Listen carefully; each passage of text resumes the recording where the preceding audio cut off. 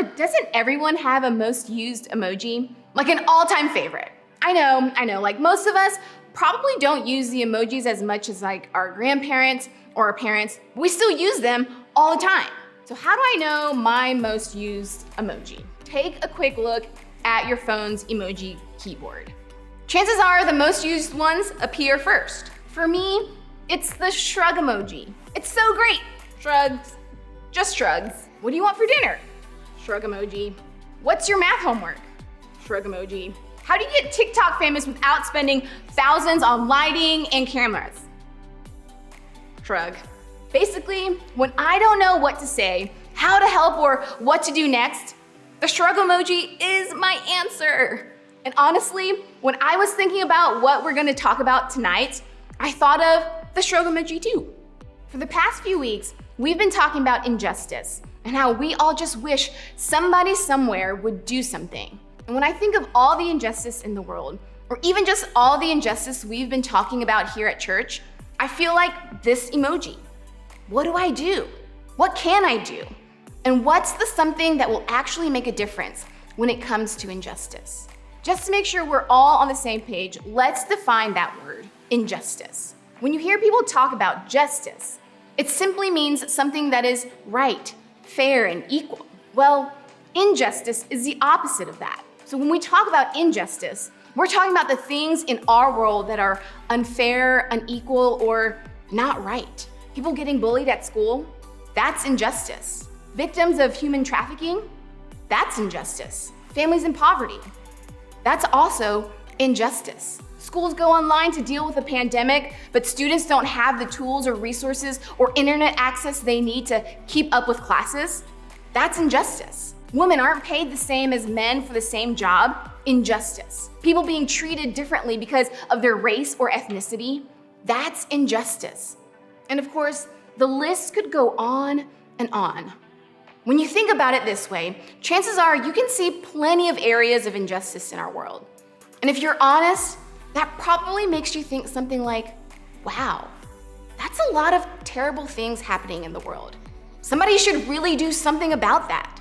And so far, we all agree. We all get that. There's a need for more somebodies to do something. Check. But I want you to pay attention to what I say next because it's literally the point of this series. And it could be a phrase that passes right through your mind, having no effect, or it could change the course of your life. Here we go.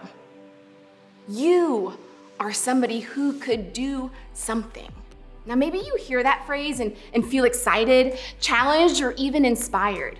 You're ready to jump in and do the work. Put me in, coach. Let's get this thing started. If that's you, that's great, but keep listening. Because what I want you to see is that the work, it isn't easy. It's not a one and done battle. So many people, including some of you and some of our leaders, have spent years fighting against things like racism, poverty, and gender inequality. You know this work isn't easy or fast. So all of us who are ready to do something have to be ready for the long haul. Or maybe you're still feeling like the shrug emoji because you realize that it's emotionally, mentally, and even spiritually exhausting to deal with and fight against the long list of injustices happening in our world.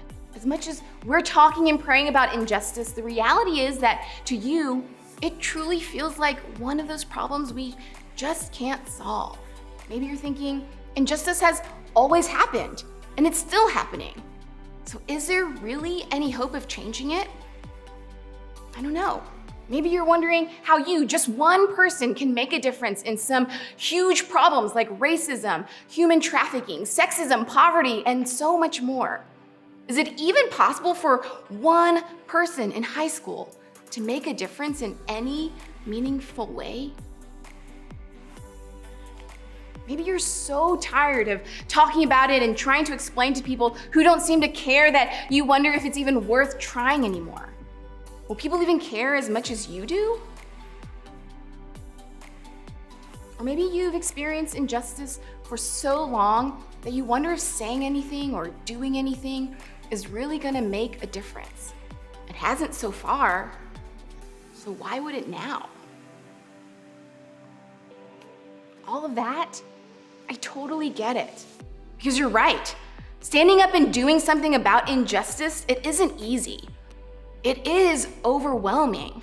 It is something that feels like somebody bigger or somebody stronger or older or more powerful should be doing. It feels like something somebody needs to do something about, right? Remember what we said? You are somebody. And whether you realize it or not, I believe that what we talk about today can set you up to start doing something and keep doing something about the injustices that you see and care about in the world around you. To get started, we're gonna look at some words from a guy named James.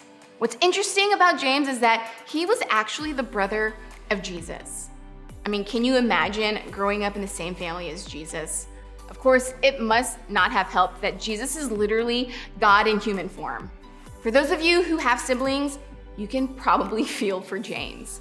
What's interesting is that after Jesus died and was raised back to life, James got more involved in the ministry his brother was all about. He went from being mostly absent from Jesus' ministry to being the guy traveling the world and telling others about his brother. So what changed? My guess is when your brother dies and comes back to life, it makes sense to believe that he is who he says he is. He believed that his brother Jesus was actually the Son of God. This is one of the best reasons why we know the resurrection actually happened. Jesus' own brother believed he died and came back to life. James went on to write a letter to a group of Christians who were facing severe injustice, and he challenged them by saying this. Suppose a brother or a sister is without clothes and daily food. If one of you says to them, "Go in peace, keep warm and well fed," but does nothing about their physical needs, what good is it? When you put it that way, it sounds pretty heartless. But you know what? If we're honest, I think that's what we're all tempted to do sometimes. When faced with the hugeness of a problem that we don't know how to solve, or we often just settle for saying or posting something and doing nothing. When we see something unjust happening in our town, we think about how bad it is. We may even say so, but sometimes that's where our involvement ends. When we see someone we know struggling to have their needs met, we might say, well, pray for them. And we probably do. But of course, we don't want to get in their business, so it stops there. We don't do much else. When we see racial injustice happening in our country, we might post about it on our social media feeds, but then we move on. So many of us don't do the hard work of learning about it, speaking up about it, or standing up to it when we see it happening. This, by the way, isn't just a teenager thing. It's a human thing. Every adult in this room feels the temptation to hold back when it comes to injustice. And don't get me wrong here. Thinking about it is good. Praying is powerful. Posting is important. All of that is good. But if our doing something just stops there, we've missed some of what it means to follow Jesus. You see, following somebody means you do the kind of thing that they would do. And Jesus was always doing something about injustice. Maybe you've heard about how he spoke up for the poor, cared for the sick, hung out with the people who were outcast, and confronted leaders who were treating people unfairly. Did Jesus offer his words? Absolutely. But he also offered his actions. He lived in a way that showed the world what it looks like to value people. And as his followers, we can do the same. Look what James went on to say here. In the same way, faith by itself, if it is not accompanied by action, is dead. James was saying that our faith and our actions are connected. If we say we have faith, but it doesn't motivate us to do something, then something about our faith is broken. And here's why that's a big deal. Living a life of faith is about becoming more like Jesus. And even if you've missed every part of this series so far, here's the part I want you to always remember. When it comes to injustice, Jesus was always doing something. Always. And when we make that shift to allow our prayers and words to turn into action, we are becoming more like the person we're praying to. We're becoming more like Jesus. The things that make you feel sad or angry that you know aren't right, the injustices that motivate you to act, those things that hurt you and the people you love, Those things are wrongs in the world that God wants to see made right. When it comes to injustice, never stop doing something. It may feel overwhelming, like our little actions won't have any effect on such giant problems. But small changes are still that. They're changes, and they're changes in the right direction. Now, some of you get this because you've been doing something about injustice for a long time. You've been speaking up for people, showing up to help, posting, working, and because of that, here's what you know for sure. It is exhausting. Doing something means you have the same conversations over and over. It means you don't show up one time, check the box, and move on. You show up over and over and over again. It may feel like it's not working. You may feel like you're fighting a losing battle, that every little thing you're doing just isn't working. You probably feel discouraged at times, wondering if this battle is even one that can be won.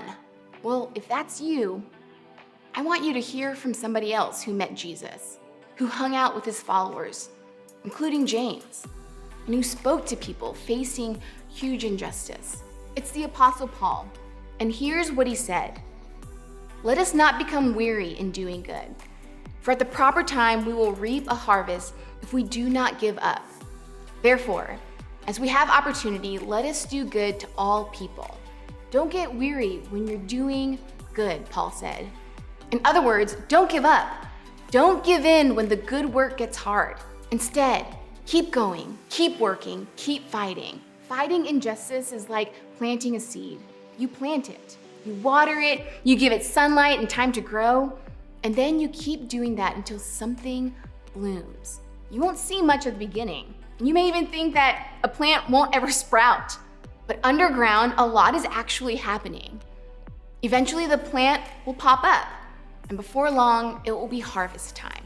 See, the work you're doing, the injustices in the world that break your heart, they aren't new. That means the battle against them isn't either. There are people who have been fighting to right the wrongs in this world for decades and decades now. And little by little, they've seen change. They've made progress. And I'm so grateful that they didn't give up. They didn't stop. The same can be true for us. So when it comes to injustice, never stop doing something. It may feel impossible, but little by little, you can change the world. How? Like James said, do something. And like Paul said, keep doing something.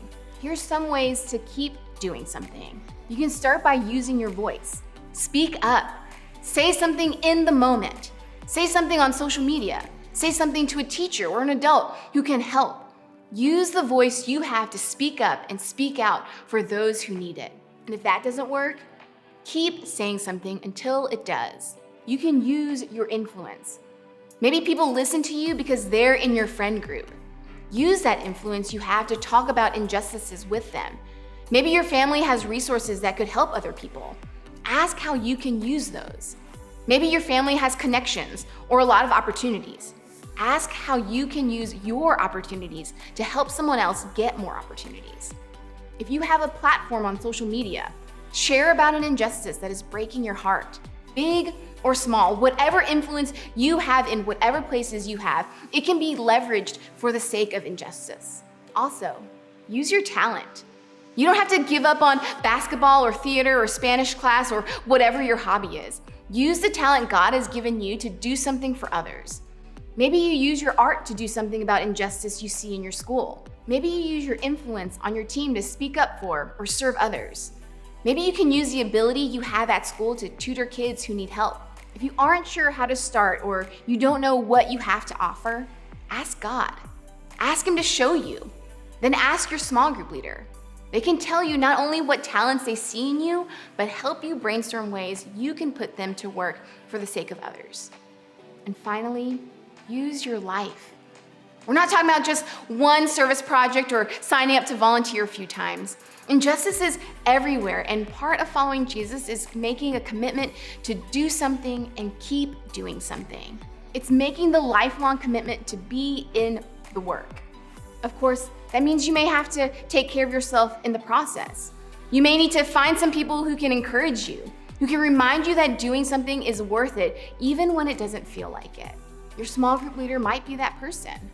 But even if they aren't, find people who can mentor you, cheer for you, and help you never give up on doing something. Maybe before this, you've never thought about God as caring about injustice or helping people address it. But an essential part of following Jesus is speaking up for others and using what you have to help them. For some of us, this idea has even changed the way we think about God altogether. If that's you, we want you to talk to your group or your leader about that. In fact, one of the reasons we have small groups is so we can get together and talk through how our faith is growing and changing with people who get it. This week in group, I want you to be honest about how you feel about the idea of doing something about injustice. None of us are 100% comfortable.